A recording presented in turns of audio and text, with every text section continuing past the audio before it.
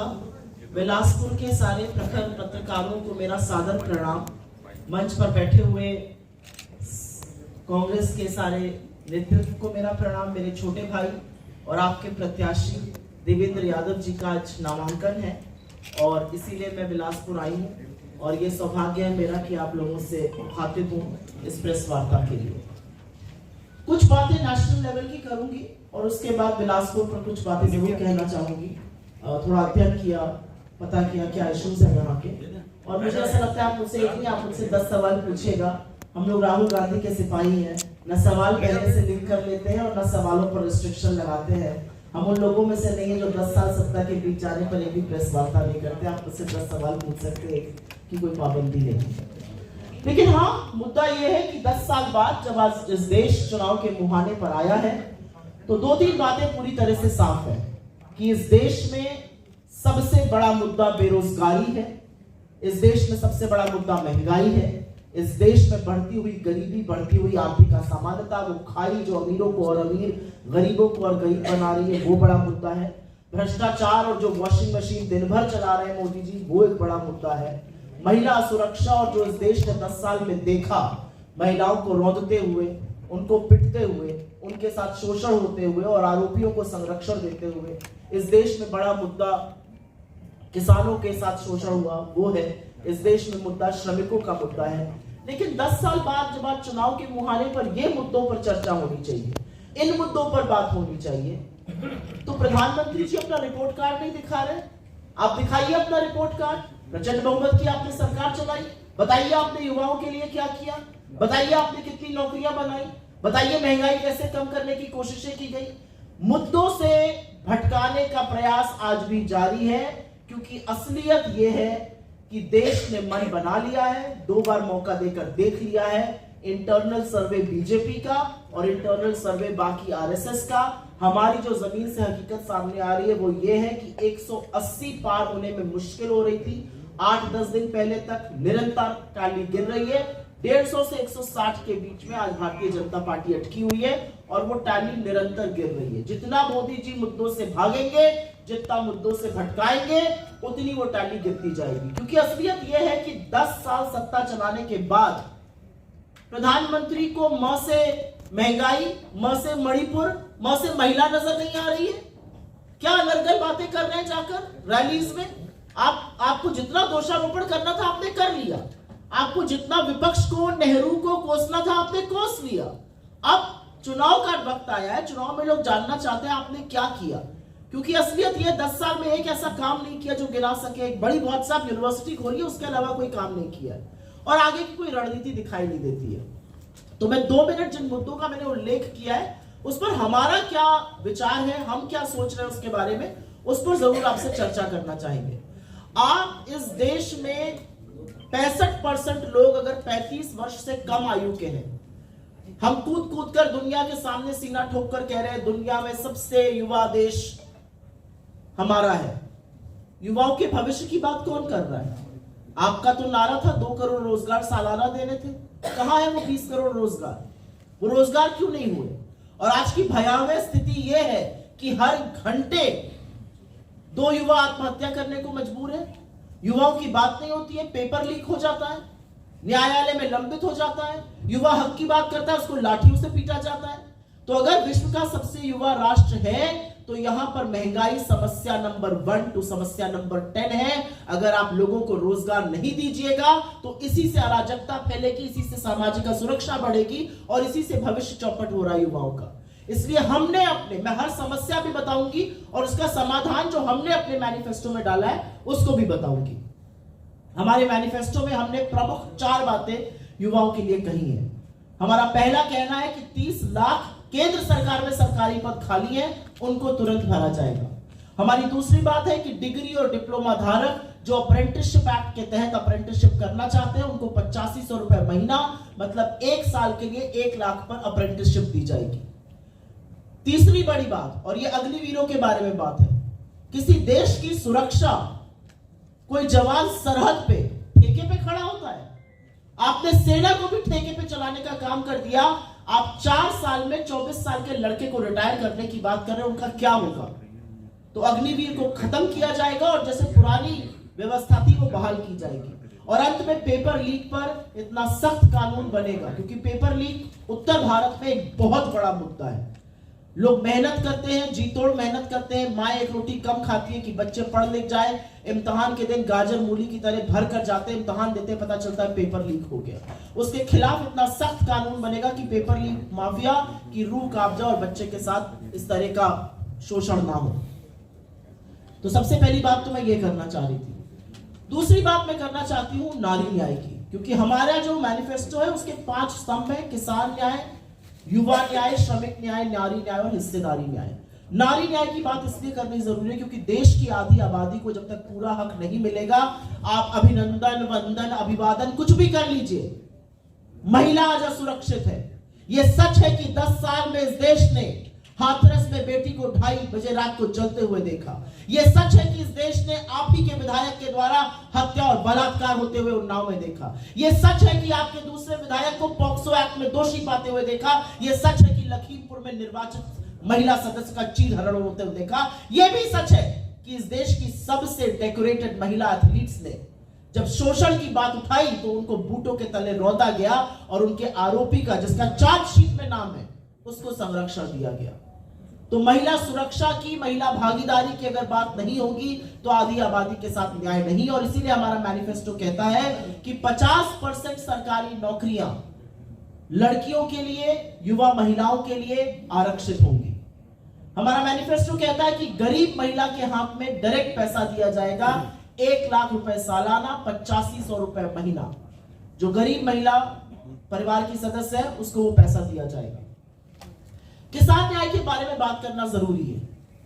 10 साल से किसान एमएसपी की मांग कर रहा है। बड़े बड़े वादे करके आए थे मोदी जी, एमएसपी पे ये कर दूंगा, किसानों की आय दुगनी कर दूंगा। ऐसा कुछ होता दिखा नहीं। लेकिन जब किसानों ने अपने हक की बात करी तो 700 किसानों की शहादत हो गई। उसके बाद घुटने टेकने का काम किया गया। उसके बाद 3 काले कानून वापस लिए गए।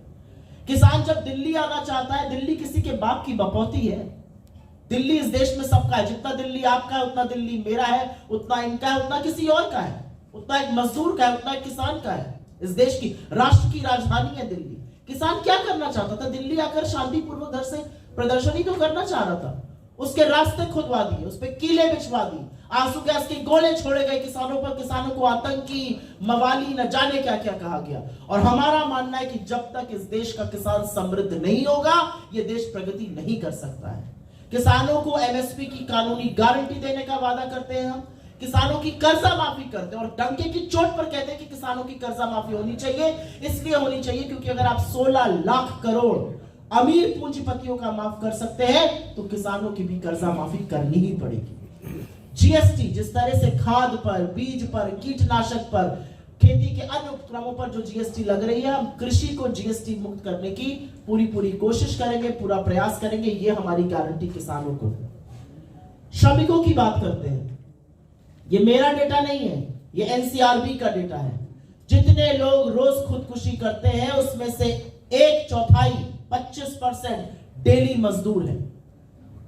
मुझे पक्का विश्वास है कि बिलासपुर में भी उबर, ओला, ये स्विगी, जोमैटो जैसे लोग होंगे जो 10 मिनट में आपके लिए खाना डिलीवर करते हैं, 10 मिनट में आपके लिए चाय की पत्ती लेकर आ जाते हैं। ब्लिंकिट जैसे लोग होंगे। कभी सोचा है कि अगर इनका एक्सीडेंट हो जाए, इनको चोट आ जाए तो इनके परिवारों का क्या होगा? कभी सोचा है कि अगर इनका पैर टूट गया और 6 महीने ये बिस्तर पर है तो इनके परिवारों का भरण पोषण कहां से होगा? और इसीलिए ऐसे गिग वर्कर्स के लिए हम एक सामाजिक सुरक्षा का कानून लाएंगे।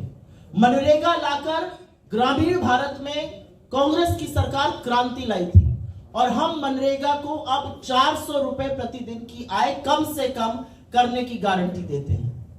हम श्रमिकों के लिए और देश के अन्य वर्गों के लिए 25 लाख की एक हेल्थ बीमा की गारंटी देते हैं, जैसी हमने राजस्थान में शुरू करी, जो आज भी राजस्थान में चल रही है। उसमें इलाज भी होगा, दवाई भी होगी, टेस्ट भी होगा, क्योंकि यह देखा गया कि जब जब घर में अगर बीमारी आ जाती है तो परिवार तबाह हो जाते हैं, सारी जमा पूंजी खत्म हो जाती है, लोग सड़कों पर आ जाते हैं। और अंत में मैं बात सबसे जरूरी करना चाहती हूं हिस्सेदारी न्याय की। 73% आबादी है देश की, पिछड़े, दलित, शोषित, वंचित, आदिवासी वर्ग, कहां है उनका प्रतिनिधित्व? मीठी मीठी बातें करना तो ठीक है, कहां है वो लोग? क्यों नहीं उनका प्रतिनिधित्व है? क्यों आईएम्स में उनकी 5% है? क्यों आईआईटीज में वो 4% है? क्यों आईएएस के टॉप में 90 में से वो 3 है? कहां है ये लोग? और कैसे सुनिश्चित किया जाएगा कि उनका ज्यादा रिप्रेजेंटेशन हो? मेरे नेता एक बात कहते हैं, पैर में चोट आ जाए तो प्लास्टर लगेगा या बैंडेज ही लगेगा या सिर्फ पानी से ही सेक कर आप ठीक हो जाइएगा, इसका फैसला तो एक्सरे ही करता है कि लिगामेंट टेयर हुआ है, कि हेयरलाइन फ्रैक्चर है, कि पूरी हड्डी टूट गई है। तो ये एक्सरे करना जरूरी है। और इसीलिए हम कहते हैं कि सामाजिक और आर्थिक जातिगत जनगणना जरूरी है। जो पिछड़े हाशिए पर लोग हैं, जो आदिवासी दलित लोग हैं, जो मेन स्ट्रीम में नहीं है, उनको आगे लाना पड़ेगा। और राहुल जी एक बात पूछते हैं, उस बात को जितना ज्यादा पूछा जाए उतना जरूरी है। आप एक एक इंडस्ट्री उठा के देख लीजिए, हिंदुस्तान की टॉप 500 कंपनीज देख लीजिए, कितने के सीईओ दलित, ओबीसी या आदिवासी है? एक के नहीं। मीडिया के एडिटर्स और ओनर्स देख लीजिए, एक के नहीं। क्या उनके अंदर कुछ दिमाग की कमी है? बिल्कुल नहीं। वो हमारे और आपसे ज्यादा सामर्थ्य में है, शायद हमारे और आपसे ज्यादा जुझारू है, लेकिन रिप्रेजेंटेशन की कमी है और उसको हम सुनिश्चित करेंगे। जितने भी पट्टे अभी तक निलंबित हैं, हम उसको 1 साल में पूरा करने की गारंटी देते हैं। फॉरेस्ट एक्ट पूरी तरह से लागू किया जाएगा। ये कुछ बातें मैनिफेस्टो की हैं, लेकिन ये मैं जरूर कहना चाहती हूं कि 10 साल बाद कुछ सवाल भी पूछने पड़ेंगे। आज गारंटी शब्द चुरा लिया मोदी जी ने। कहते हैं मेरी गारंटी है, और मेरी गारंटी का मतलब है प्राण जाए पर वचन न जाए। बातें तो उनसे बढ़िया कोई कर नहीं सकता है। 15-15 लाख सबके अकाउंट में आने थे, ये भी गारंटी थी। 2 करोड़ सालाना रोजगार बनने थे, 20 करोड़ बन गए होते, ये भी गारंटी थी। 100 स्मार्ट सिटी बननी थी, ये भी गारंटी थी। गारंटी तो थी किसान की आय दोगुनी करने की 2022 तक। गारंटी तो थी $5 ट्रिलियन इकोनॉमी बनाने की 2022 तक। गारंटी तो थी रुपए और डॉलर को एक दाम पर ले आएंगे, रुपए को पहुंचा दिया 83 के पार। अब तो उसको भी शतक लगाने की बारी लगती है। गारंटी तो थी पेट्रोल और डीजल 35 पे मिलेगा, मिल रहा है 100 के पार।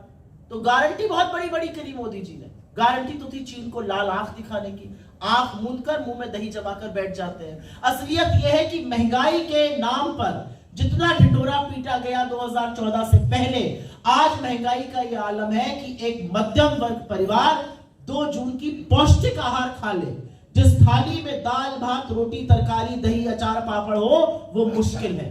और मुश्किल इसलिए है क्योंकि आटा दही पर जीएसटी लगाने वाली ये पहली सरकार है, पढ़ाई दवाई पर जीएसटी लगाने वाले ये पहले लोग हैं। तो महंगाई की कोई चर्चा ही नहीं है। महंगाई की बात करो तो कहते हैं भाई हम लहसुन प्याज नहीं खाते। नौकरी की बात करो तो पकौड़े तल लो। चलो साहब, पकौड़ा तलने को भी तैयार है, लेकिन पकौड़ा तलने वाले तेल को भी तो आप 90 से 220 पर ले आए। उस गैस को भी तो 400 से 1200 पहुंचा दिया आपने। बड़े बड़े कीर्तिमान स्थापित किए हैं मोदी जी ने। ऐसे बड़े कीर्तिमान स्थापित किए हैं कि इस देश में किसान, इस देश में युवा, इस देश में महिला आज आतंकित है, तंग है। और जब मोदी जी कहते हैं कि ट्रेलर है, तो लोग कहते हैं प्रभु ट्रेलर में ही पेट भर गया है, पूरी पिक्चर देखने की का कलेजा नहीं है, अब झूला उठाने का वक्त है। क्योंकि बिलासपुर में हूं तो जरूर बिलासपुर के बारे में कुछ बातें करना चाहूंगी। और जैसा कि यहाँ पे कहा गया, बिलासपुर न्याय धानी है, संस्कार धानी है, लेकिन बिलासपुर का क्या हुआ और बिलासपुर का बहुत कुछ हो सकता था, वो क्यों नहीं हुआ? 7 बार से भारतीय जनता पार्टी के सांसदों ने बिलासपुर का प्रतिनिधित्व किया है, और उसके बावजूद भी बिलासपुर जो बहुत संघर्ष का शहर है, जो आंदोलन का शहर है, क्रांति का शहर है, जिसने लड़कर अपने हक लिए हैं, चाहे वो सेंट्रल यूनिवर्सिटी हो जो कांग्रेस की सरकार ने यहां पर करी, सत्तामी समाज से जो आते थे, गुरुधामी दास जी के नाम पर जो थी, वो भी लड़कर लिया। रेलवे जोन का आंदोलन हो, इतनी बड़ी रेलवे जोन, इतनी प्रॉफिटेबल रेलवे जोन, और उसके बाद बिलासपुर में 6700 गाड़ियां रद्द। अभी मुझे कोई बता रहा था कि पूजा का वक्त चल रहा था, नवरात्र चल रहे थे, रामनवमी था, सब था, 16-17 ट्रेनें रद्द। सिर्फ मालगाड़ी कोयला ढोने के लिए, अडानी जी का कोयला ढोने के लिए बिलासपुर रह गया है। धुआं आप सांसों में अपने लीजिए। आपके बच्चों के लिए रोजगार नहीं है। यहाँ पे रेलवे भर्ती बोर्ड है, कितने लोकल लोगों का भर्ती हो रही है यहाँ पर एनटीपीसी है, कितने लोगों की भर्ती हो रही है, यहाँ पर एससीसीएल है, कितने लोगों की भर्ती हो रही है। कि कितने आईआईटी, कितने एम्स, कितने ट्रिपल आईटी बिलासपुर में आए। बिलासपुर रायपुर के बाद दूसरा बड़ा शहर है छत्तीसगढ़ का। क्या दूसरे बड़े शहर जैसा विकास हुआ यहां पर? और ये क्यों नहीं हुआ? क्योंकि आपके सांसद चुप रहे। आपके सांसद को फर्क नहीं पड़ता है। 7 बार से आपने भाजपा के सांसदों को जिताया, उनको फर्क नहीं पड़ता है। उनको लगता है वो कुछ भी करेंगे और वो जीत कर आ जाएगा। तो आपके माध्यम से जनता से मेरी अपील है कि रोटी को भी पलटना पड़ता है। अगर एक बार रहती है एक ही तरफ तो जल जाती है। रोटी को पलटने का वक्त आ गया है, तभी बढ़िया से सिकेगी, तभी पौष्टिक रहेगी, तभी स्वाद भी देगी। मेरे बगल में मेरे छोटे भाई देवेंद्र यादव जी हैं, और मेरी अतिशयोक्ति नहीं है, इसलिए नहीं कह रही क्योंकि मेरे बगल में बैठे हैं। ये पूरे देश के सबसे युवा मेयर बने 25 साल में। इन्होंने रिकॉर्ड तोड़ा भाजपा के बड़े नेता का। 2 बार के विधायक हैं। शायद ही ऐसा कोई इनके जगह का हो जो इनके पास काम के लिए, मदद के लिए जाता, उसकी मदद ना करे। और मैंने व्यक्तिगत रूप से इनके जैसे जुझारू कम युवा देखे। और इसलिए नहीं कह रही हूं क्योंकि मेरे बगल में बैठे हैं या हमारी पार्टी के प्रत्याशी हैं। भारत जोड़ो यात्रा में जिस तरह से इन्होंने कमान संभाली हुई थी, और जिस तरह से ये आगे की जो लोग आते थे, जो भीड़ आती थी, जो लोग लालायित होकर आते थे, उनको मैनेज करते थे, राहुल जी से मिलवाते थे, और बिना आपा खोए, मुस्कुराकर, शांति से, प्यार से मैंने इनको देखा। और मैं आपको अपने दिल की एक बात बताती हूँ। मुझे नहीं पता था जब मैं इनको पहले दिन देखा ये कौन है। मैंने किसी से पूछा कि ये कौन व्यक्ति है, ये बहुत आगे जाएंगे राजनीति में। उसके बाद पता चला कि ये यहाँ के विधायक है, और कोई शोषा नहीं। हमारे यहाँ तो यूपी में विधायक कहीं आ जाए तो पहले तो 10 गाड़ियां पीछे, 10 गाड़ियां आगे, 10 गनर इधर, 10 गिनर उधर। कुछ ऐसा नहीं, शांति से अपना काम करते थे, हंसते मुस्कुराते थे। कभी मैंने इनको आपस होते नहीं देखा। और ऐसा व्यक्ति अगर आपके बीच में आया है तो एक बहुत बड़ा मौका है। एक ऐसे सांसद को चुनिए जो बिलासपुर की आवाज को सदन में उठाए, जो कहे कि बिलासपुर में ट्रिपल आईटी होना चाहिए, आईआईटी होना चाहिए, एम्स होना चाहिए, आईआईएम होना चाहिए, जो कहे कि बिलासपुर सिर्फ मालगाड़ी ढोने का नहीं, पैसेंजर ट्रेन भी होनी चाहिए, जो कहे कि बिलासपुर के लोग इतना पलायन क्यों कर रहे हैं। सबसे ज्यादा पलायन पूरे छत्तीसगढ़ में अगर युवा कहीं से कर रहा है तो बिलासपुर में कर रहा है। इतनी सारी चीजें, इतने उपक्रम यहाँ पर, और उसके बाद भी पलायन हो रहा है। लानत है बीजेपी के सांसद पर, लानत है ऐसी सत्ता पर जो यहाँ पर काम नहीं कर पा रही है। तो मैं आपके माध्यम से ये अपील जरूर करूंगी कि देवेंद्र यादव जी को विजयी बनाए यहाँ की जनता, एक मौका दे। भाजपा लगातार भाजपा की तरह चांद तारे तोड़ लाने की बात नहीं कर रही है। हम ये नहीं कह रहे आपके अकाउंट में 15 लाख डाल देंगे, लेकिन हाँ हम ये कह रहे हैं कि गरीब महिला को हम 1 लाख रुपए सालाना देंगे, पूरी जिम्मेदारी से कह रहे हैं। हमारे यहाँ कोई भी प्रपोजल जो होता है, मैनिफेस्टो कमेटी के चेयरमैन श्री चिदम्बरम जी हैं, आप में से जो लोग वाकिफ हैं, बहुत टाइट शिप चलाते हैं, उम्दा फाइनेंस मिनिस्टर रहे, सारा कैलकुलेशन हुआ है, गरीब महिलाओं को जाएगा, उसका प्रपोर्शन होगा। भारतीय जनता पार्टी को इतनी चिंता है तो 16 लाख करोड़ काहे माफ कर दिया अमीरों का। जब गरीबों की बात आएगी, जब किसानों की बात आएगी, जब मजदूरों की बात आएगी तो भारतीय जनता पार्टी को फिस्कल प्रूडेंस, फिस्कल डिसिप्लिन याद आता है। 16 लाख करोड़ अपने मित्रों का बात माफ कर दिया तब नहीं याद आया। 4.5 लाख करोड़ का नुकसान सह लिया कॉर्पोरेट टैक्स कट करके तब नहीं याद आया। आप में से सब लोग इनकम टैक्स देते होंगे, जिनकी आय ज्यादा है वो 33 से 35% के बीच में दे रहे हैं। आपको कुछ रियायत मिली है? आपको कुछ राहत मिली है? मैं चैलेंज के साथ भाजपा के किसी भी नेता को कहती हूं, 2 चीजों का नाम बता दीजिए जो 5 साल में मध्यम वर्ग के लिए सस्ती हुई हो। मैं फीस स्ट्रक्चर देख रही थी, फीस डबल ट्रिपल हो गई है बच्चों की। गरीब के लिए, मध्यम वर्ग के लिए, मजदूर के लिए, किसान के लिए, महिला के लिए कुछ होगा तो भाई बजट कहां से आएगा? क्यों आपने कॉर्पोरेट टैक्स काटा? कॉर्पोरेट टैक्स 22% पे ले आए, और हमारे आपके जैसे टैक्स पेयर जो है वो 33% दे रहे हैं। कॉर्पोरेट टैक्स आप इतने पर ले आए, और गरीब से गरीब व्यक्ति पर आप आटा और दही पर जीएसटी वसूल रहे हैं। ये किस तरह की बातें करते हैं? ये प्रधानमंत्री महोदय ने अभी हाल फिलहाल अपने कार्यकाल को एपिटाइजर कहा है, साथ ही आपके मैनिफेस्टो को मुस्लिम लीग प्रभावित कहा है। उन्होंने राहुल गांधी की योग्यता पर भी सवाल उठाया है। तो ये सवाल के अलावा यह भी एक सवाल है, क्या राहुल गांधी प्रधानमंत्री मटेरियल है? मैं पहले जो आपने सवाल प्रधानमंत्री जी को कोट करते हुए उठाए उसको जरूर बोलना चाहते हैं। प्रधानमंत्री जी की कलई तभी खुल जाती है वो जब 10 साल सत्ता चलाने के बाद हमारे मैनिफेस्टो में उनको मुस्लिम लीग नजर आता है। मैं आप सब प्रबुद्ध पत्रकारों को एक चैलेंज देती हूं, हमारा मैनिफेस्टो खोल लीजिए, पीडीएफ खोलना चाहिए, पीडीएफ खोलिए, प्रिंट आउट कर लेना चाहिए, प्रिंट आउट लीजिए, कंट्रोल F करिए, मुस्लिम शब्द ढूंढिए, अगर उसमें मुस्लिम शब्द निकल जाए तो मैं राजनीति छोड़ दूंगी। एक मुस्लिम शब्द नहीं है मैनिफेस्टो में। कहां मुस्लिम लीग नजर आती है?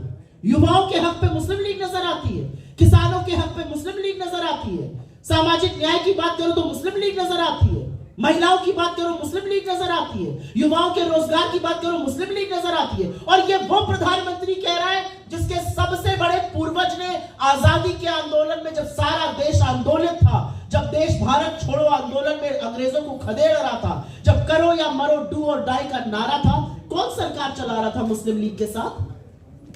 सबसे बड़े पूजनीय इनके नेता Shyama Prasad Mukherjee north west frontier province में, सिंध में और बंगाल में मुस्लिम लीग के साथ मिलीजुली सरकार चला रहे थे। और यही नहीं, श्यामा प्रसाद मुखर्जी उस सरकार में उप मुख्यमंत्री थे जिसका मुख्यमंत्री फजलुल हक पाकिस्तान का प्रस्ताव देता है, प्रस्ताव पारित होता है, पास होता है वो मुस्लिम लीग के अधिवेशन में, और उसके बाद भी श्यामा प्रसाद मुखर्जी बने रहते हैं। क्यों बने रहते हैं आप?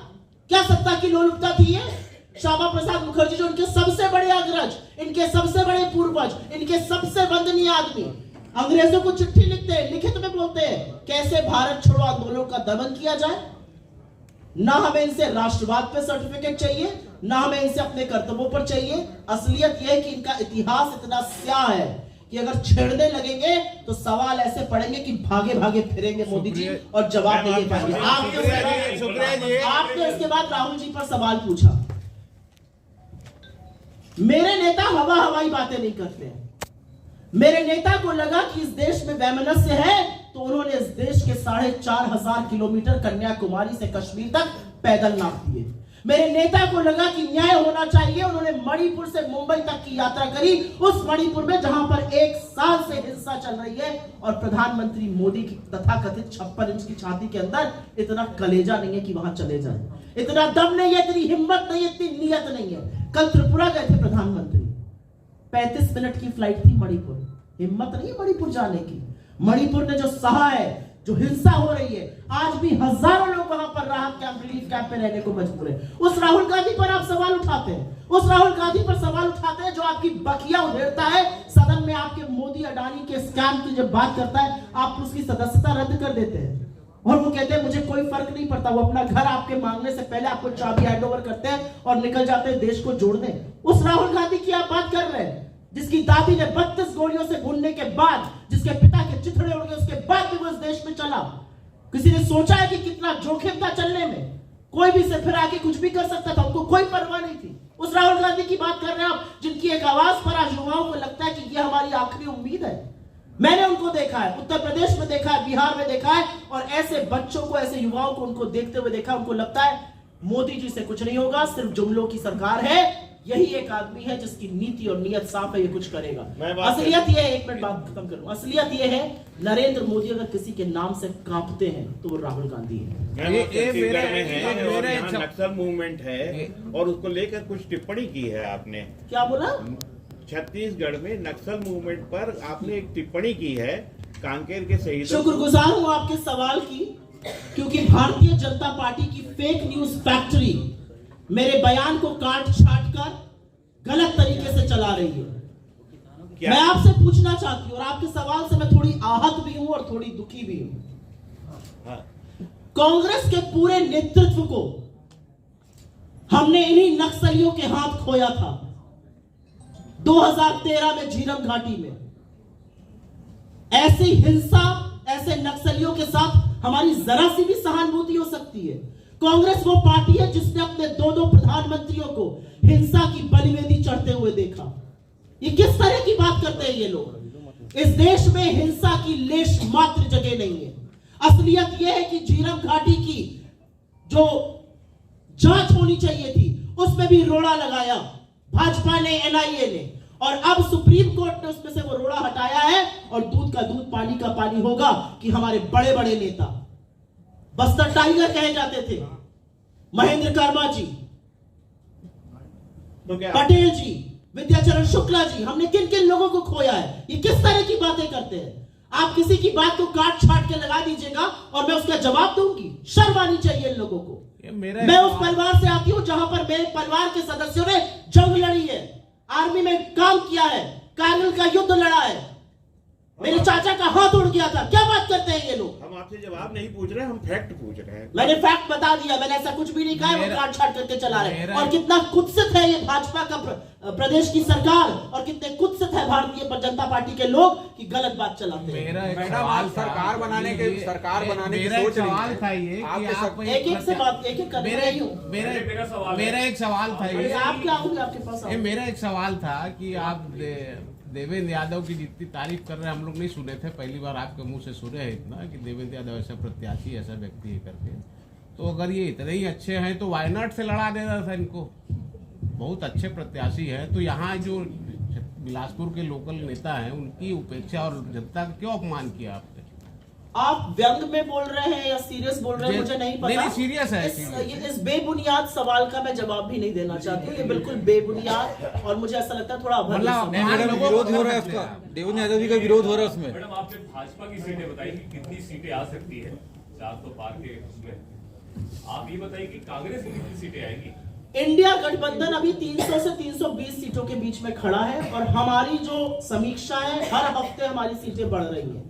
और इसलिए नहीं बढ़ रही क्योंकि मैं आपसे कह रही हूं, इसलिए बढ़ रही है कि हम लोगों के मुद्दों की बात कर रहे हैं, हम लोगों के संघर्षों की बात कर रहे हैं, हम जो हिंदुस्तान के मन में है उसकी बात कर रहे हैं, अपने मन की बात देश पर नहीं थोप रहे हैं। अगर आप लोगों के मुद्दों की बात करिएगा तो लोग जुड़ेंगे। 2003 में भी इंडिया जबरदस्त शाइनिंग हो रहा था, आप में से कुछ लोग तो तब भी पत्रकार थे, और 2004 में सबने देखा था कि क्या हुआ। वोटर साइलेंट है, वोटर समझ रहा है, वोटर देख रहा है कि देश किस ओर जा रहा है, वोटर देख रहा है कि कितनी उपेक्षा हो रही है लोगों के हक की, लोगों के सम्मान की, और वोटर उसका तगड़ा जवाब देगा। मैडम एक सवाल इधर, मैडम मैं बहुत आश्वस्त हूँ छत्तीसगढ़ के रिजल्ट्स को लेकर। मैडम मैं सूद शेयर नहीं हूँ, लेकिन मैं बहुत आश्वस्त हूँ कि छत्तीसगढ़ में हमारा प्रदर्शन बहुत उम्दा होगा। मैडम एक सवाल इधर से है, महंगाई को रोकने के लिए कांग्रेस अगर सरकार में आती तो क्या करेगी? बहुत अच्छा सवाल है, ऐसे सवाल हो तो मुद्दों पर बात होती है। महंगाई क्यों बढ़ रही है? महंगाई इसलिए बढ़ रही है क्योंकि सरकार ने आपके ऊपर टैक्स का आक्रमण किया हुआ है। आपसे सिर्फ इनकम टैक्स नहीं वसूला जा रहा है, आप पेट्रोल भराने जाते हैं, कच्चा तेल जो है वो इतने पर है कि 70-60 के बीच में पेट्रोल बिके, पेट्रोल बिक रहा है 90 के पास, डीजल बिक रहा है 90 के पास। क्यों बिक रहा है? कच्चा तेल का दाम घट गया, 13 बार एक्साइज बढ़ाई, वो वाली एक्साइज बढ़ाई जो राज्यों के साथ साझा भी नहीं होती है और आपसे वसूली की जा रही है। गैस का दाम अगर एक्चुअल गैस पे हो तो कम से कम नहीं तो 600-700 में सिलेंडर बिक जाए, वो क्यों 1100 लेकर गए?